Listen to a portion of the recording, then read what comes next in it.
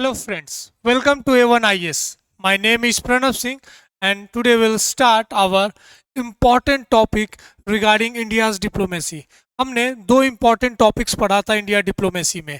एक पढ़ा था नेबरहुड फर्स्ट पॉलिसी को लेकर और दूसरा डिप्लोमेसी को लेकर पढ़ा था नेबरिंग कंट्रीज को लेकर क्या क्या इंपॉर्टेंट चेंजेस हुए। वो चीज़ भी हमने बहुत सारा नेबरिंग कंट्रीज के एग्जाम्पल से समझा था। Now we move to the important global countries.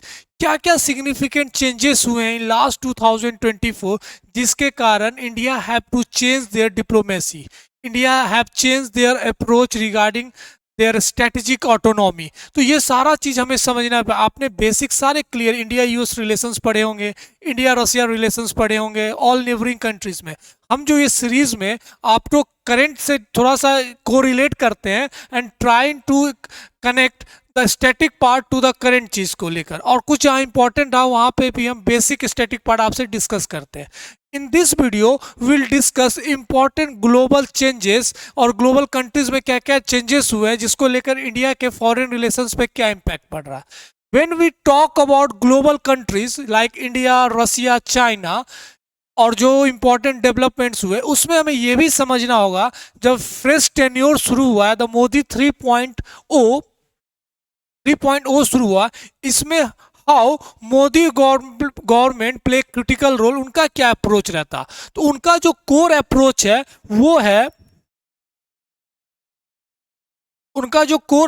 वो है विश्व बंधु, जो हमने उस दिन भी चर्चा किया था आपसे, विश्व बंधु and multi vector diplomacy, multi vector diplomacy. तो these two important things we have to understand कि चेंज इन ग्लोबल ऑर्डर तो एक इंपॉर्टेंट फैक्टर है, साथ साथ में जो रिसेंट डेवलपमेंट्स हुए हैं, जो इंपॉर्टेंट चेंजेस हुए हैं in the geo politics, how India play important role to tackle this all things. तो इसमें दो इंपॉर्टेंट फॉरेन पॉलिसी है, विश्व बंधु एंड मल्टी वेक्टर डिप्लोमेसी। विश्व बंधु के बारे में हमने बोला भी था, the friends of the world, worlds friend. हम जब वसुदेव कुटुंबकम की बात करते हैं, the world is one family, हम उसी को और एक्सटेंड वे में ले जाते हैं कि we are the friend of everyone. तो जैसे when prime minister Modi after taking the control of the fresh government Modi 3.0, तब उन्होंने विजिट किया रशिया में एंड दे डिस्कस एवरीथिंग। ये माना जा रहा था कि भारत और रशिया का relations in the deadline phase, और एक तरीके से धीरे धीरे बहुत ही डाइवर्जेंस आने लगे हैं क्योंकि एनुअल समिट धीरे धीरे पोस्टपोन्ड हो रहा था and the Putin not came to India when G20 summit visit happen in New Delhi. तो भारत को लगा था कि उनका जो सबसे कोर फ्रेंड है वो जरूर आएंगे, पर वो नहीं आए थे। तो ये सब जो चेंजेस होने लगे, चाइना रशिया का जो important nexus, the important consensus on Russia, India US के important ties in Indo Pacific, Quad, West Asia, ये सब सिग्निफिकेंट बनने लगे और ये सवाल उठने लगा कि इंडिया का जो सबसे कोर फ्रेंड है रशिया, वो एक तरीके से साइडलाइन होते जा रहा है and India not taking much seriously. तो ये जो मोदी जी का विजिट था, it shows that India now making a strong message to the whole geopolitics. In any situation, in any condition, India always remain a good partner or good ally of Russia. दुनिया में क्या भी उसके ऊपर problem create किया जाए या कोई भी मेजर्स लिया जाए, लेकिन रशिया के साथ भारत हमेशा साथ में खड़ा रहेगा, और ये चीज वो उन्होंने मोदी जी विजिट कर दिखाए। अब ये हुआ कि रशिया जब वो विजिट किए तो अब India have to stance their balancing act और विश्व बंधु। तो इंडिया को अब ये भी शो करना था कि हम रशिया के तो अच्छे दोस्त हैं ही, और वो शुरू से रहे from the cold war era से, यूएसएसआर एंड रशिया, लेकिन आज के डेट में we are the friend of everyone. तो उन्होंने यूक्रेन भी जाके विजिट किया एंड एक तरीके से वो एक इंपॉर्टेंट मैसेज देना चाहते थे कि we are always support in peace, stability, democracy and coordination, cooperation में। तो ये इंडिया का एक स्टैंस बताता है कि India act like a balancing act और लाइक ए बैलेंसिंग पोजीशन, अपना जो जियो पॉलिटिक्स को वो बैलेंस वे की तरह आगे बढ़ता है and where he show multi vector diplomacy. तो ये सब पॉइंट्स आपको मैं इसलिए समझा रहा हूं कि ये सब पॉइंट्स आपको समझ में आएगा, तभी आप बहुत अच्छे से इंटरनेशनल रिलेशंस और ग्लोबल पॉलिटिक्स में क्या क्या चीज हुआ है। Then we move to the important significance after Trump came in to power. उन्होंने आते हुए बहुत सारे इंपॉर्टेंट डिसीजंस लिए। अब वो डिसीजंस कैसे इंडिया पे इम्पैक्ट होगा वो भी हमें डिस्कस करना।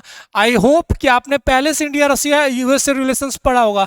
इन द करेंट डेवलपमेंट्स में क्या क्या हुआ वो हमें समझना। यूक्रेन क्राइसिस समझना है कि यूक्रेन क्राइसिस में इंडिया का रोल क्या है। कनाडा में जो इंपॉर्टेंट इश्यूज हुआ खालिस्तान को लेकर, the important diplomacy change, the diplomatic change, वो भी हमें समझना है। चाइना में जो डिसंगेजमेंट को लेकर एससीओ में बातचीत हुआ या पाकिस्तान में बातचीत हुआ, ये सारा चीज हमें समझना है। तो this all are the important comes under the changing global order or nature of the global politics in 2024 and what is the India approach। तो जब भी इंडिया का अप्रोच लेकर आए तो ये दो पॉइंट हमेशा याद रखिएगा। इंडिया विश्व बंधु और multi vector diplomacy is the new stand taken by Indian government to enhance their bilateral relations or to make a strong presence in the geopolitics। Now we move to the important one, India US। India US, आपने India US के relations बहुत अच्छे से पढ़ा होगा। All important areas of corporation पढ़ा होगा। Trade में कि India USA is one of the largest trading partner और यूएसए ऐसा कंट्री है जिसके साथ हमारा ट्रेड डेफिसिट जो पॉजिटिव में है। It means that we export more than import. तो हमारा जो ट्रेडिंग डेफिसिट है वहाँ पे पॉजिटिव में। तो this all are the important significant. कैसे 2000 के बाद इंडिया यूएस के रिलेशंस में एक आपको पैराग्राम शिफ्ट मिलता है, एक ट्रेजेक्ट्री शिफ्ट मिलता है and India became the important ally or partner in the Indo-Pacific as well as Asia में बहुत एक कोर पार्टनर बना। एंड इंडिया को यूएसए हमेशा as a net security provider देखती है in the Indian ocean regions और पर्टिकुलर द एशिया। तो this all are the important significant जो आपने पढ़ा होगा। आपने ट्रेड के बारे में पढ़ा होगा, साइंस एंड टेक्नोलॉजी कोऑपरेशंस पढ़े होंगे, डिफेंस कोऑपरेशंस पढ़े होंगे, उसके बाद the foundational agreements, nuclear cooperation, this all are people to people cooperation, आपने ये सारा चीज़ पढ़ा होगा।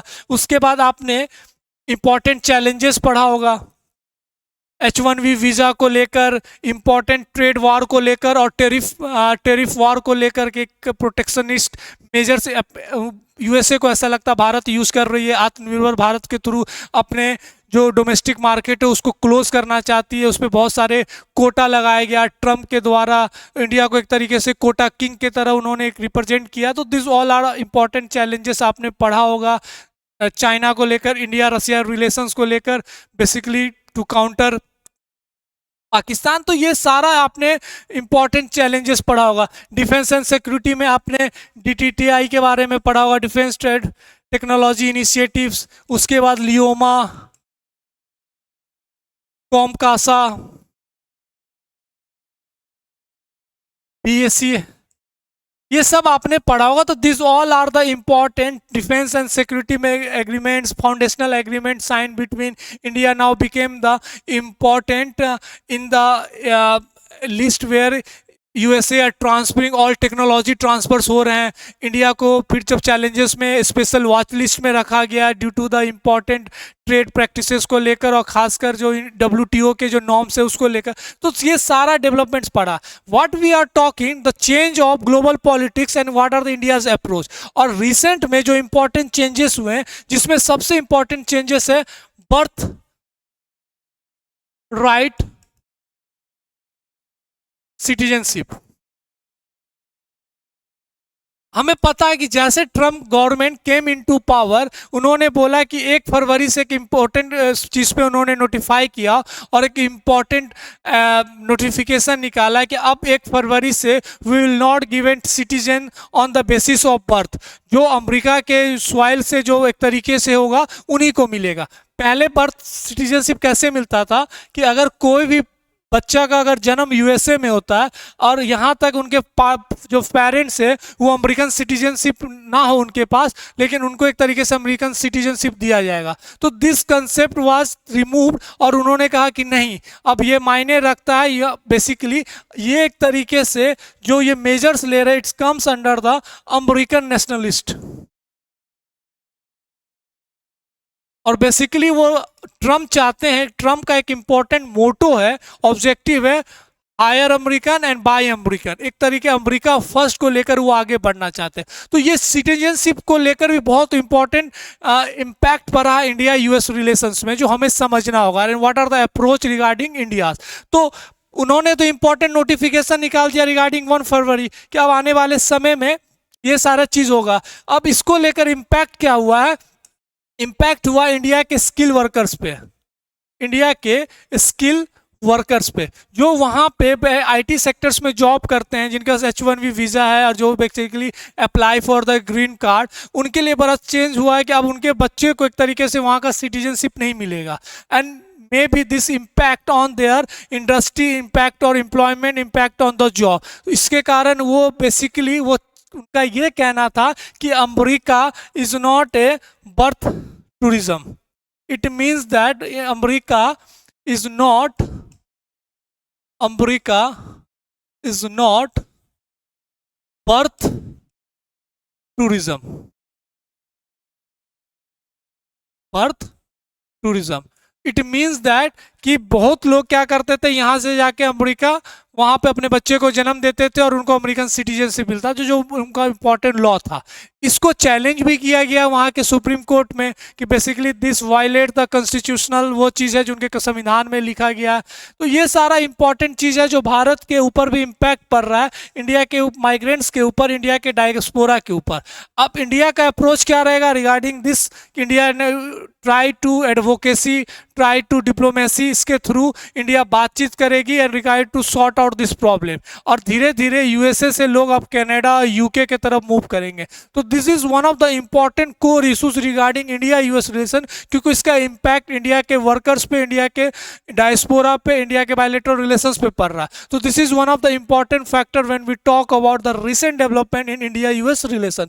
When we talk about the second point, again America taken the name from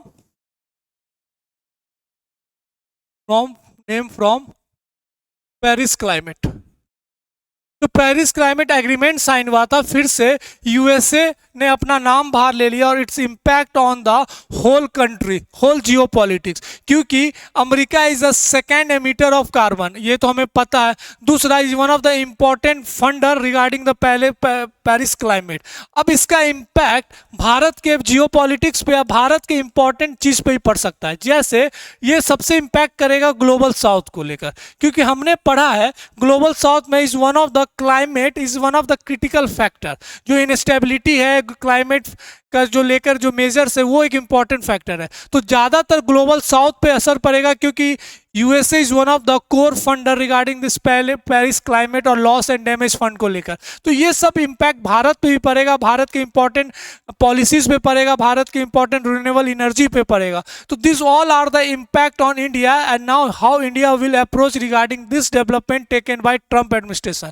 तो ये भी एक इंपॉर्टेंट फैक्टर है। थर्ड इंपॉर्टेंट फैक्टर है WHO से नाम बाहर लेना, वर्ल्ड हेल्थ ऑर्गेनाइजेशन से बाहर लेना। बेसिकली ट्रम्प का ये कहना था कि we are having population of particular इतना पॉपुलेशन है और वी फंड इतना, सबसे ज़्यादा फंड हम लोग देते हैं। बेसिकली WHO को वो शुरू से क्रिटिसाइज कर रहे हैं during the phase of covid pandemic वाला जो फेज हुआ था। They want, USA particular want कि वो चाइना को एक तरीके से सेंसन्स लगाएं, चाइना को एक तरीके से पूरा ब्लेम गेम चल रहा था कि China is the real one, उन्हीं के कारण ये सारा प्लान किया गया था द कोविड-19। अब उनका ये कहना है कि हम क्यों इतना पैसा दें, जो हमारे टैक्स पेयर का, उनके सही से वो पैसा यूज़ नहीं किया जा रहा, हमारा पॉपुलेशन है, हमें कोई मतलब नहीं है WHO का, क्योंकि वो सही से एक्टिवली दे नॉट वर्क। और उसका एग्जांपल वो पेंडेमिक का और उसका एग्जांपल वो कोविड-19 में देते। तो यहाँ पे वो चाइना को काउंटर करना चाहते हैं, लेकिन इसका इम्पैक्ट बहुत सारे कंट्रीज पे पड़ेगा, लेकिन इसका सबसे ज़्यादा इम्पैक्ट भारत पे पड़ेगा। तो when we talk about impact on India, तो इंडिया के भी बहुत सारे प्लान्स हैं जो WHO के द्वारा फंडेड है and USA is one of the core funder of WHO। लगभग 20% पैसा WHO को यूएसए देती है। तो इंडिया के जो ट्यूबरक्लोसिस प्रोग्राम हो, इंडिया के जो HIV प्रोग्राम्स है, all funded by WHO and through USA. तो this programmes will be impacted when we talk about the name taken by, और WHO से धीरे वो यूएसए ने अपना नाम वापस ले लिया। दूसरा, ग्लोबल पॉलिटिक्स पे इसका असर पड़ेगा पड़ेगा, क्योंकि बहुत सारे पोलियो एरेडिकेशन को लेकर और बहुत सारे पेंडेमिक प्रिपेयरनेस को लेकर डब्ल्यूएचओ को फंडिंग यूएसए करती है, तो इसका इम्पैक्ट डायरेक्टली ये पड़ेगा। तो ये सब डायरेक्ट डेवलपमेंट्स जो है हमें समझना पड़ेगा in the recent development geopolitics में क्या हो रहा है। Next we move to the important Russia को लेकर और यूक्रेन कॉन्फ्लिक्ट को लेकर। तो in the beginning we have discuss regarding Russia के साथ हमारा स्ट्रॉन्ग रिलेशंस डेवलप हो रहे हैं, and we make a balancing act with Ukraine also. We visited to the important war. Prime Minister Modi visited to the war memorial regarding जो भी damage हुआ था, जो भी एक तरीके से मार्टियर्स हुए थे in this Russia Ukraine conflict. India यहाँ पे एक तरीके से बैलेंसिंग एक्ट यूज किया है। दे कॉट कि हमें डिप्लोमेटिक टॉक करना चाहिए, पीस को लेकर बात करना चाहिए, रिस्पेक्ट द टेरिटोरियल इंटीग्रिटी को लेकर चीज। तो ये मीन्स दैट ये सारे डेवलपमेंट्स में इंडिया का क्या इंपॉर्टेंट रोल है, India play the multi factor diplomacy और विश्व बंधु। तो this all important developments you have to understand and areas आपको समझना चाहिए। दूसरा कनाडा को लेकर ये भी एक इंपॉर्टेंट डेवलपमेंट्स हुआ है, the Khalistan issue, the death of Nijjar, उनका एक इंपॉर्टेंट खालिस्तान, ये भी एक इंपॉर्टेंट है, डेथ ऑफ निज्जर, और जिसके ऊपर ब्लेम किया गया था भारत के ऊपर। तो ये भी एक इंपॉर्टेंट सिग्निफिकेंस है जो हमें कैसे डील करना, इसको लेकर भारत हमेशा the respect the territorial integrity, non interference in the internal matters. लेकिन जब सॉवरेनिटी की बात आती है, स्ट्रेटेजी की बात आती है, इंडिया अंडरस्टैंड कि खालिस्तान और द सेपरेटिस्ट ग्रुप से ट्राई टू बाइफर्केट इंडिया और पंजाब को लेकर अलग चलना चाहती है। जब सॉवरेनिटी की बात आती है, जब इंटरनल मैटर की बात आती है, इंडिया स्टैंड वोकली, वो कहते हैं ये हमारा इशूज है, उसमें अब गलत किया जा रहा है। तो this all are the important issues where you have to understand and what is the role of India in this India diplomacy. तो 2024 is also one of the important factor, क्योंकि 2024 को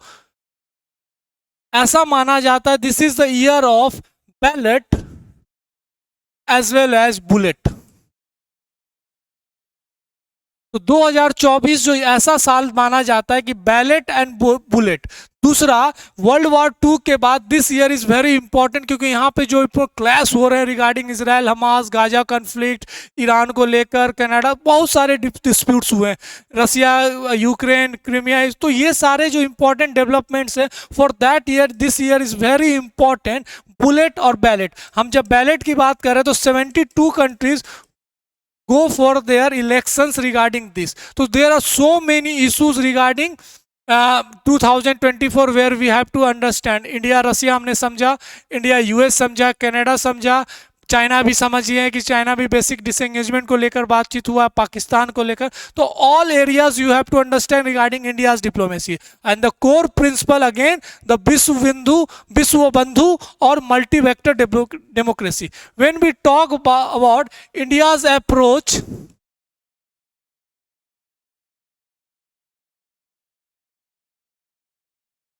अप्रोच रिगार्डिंग दिस,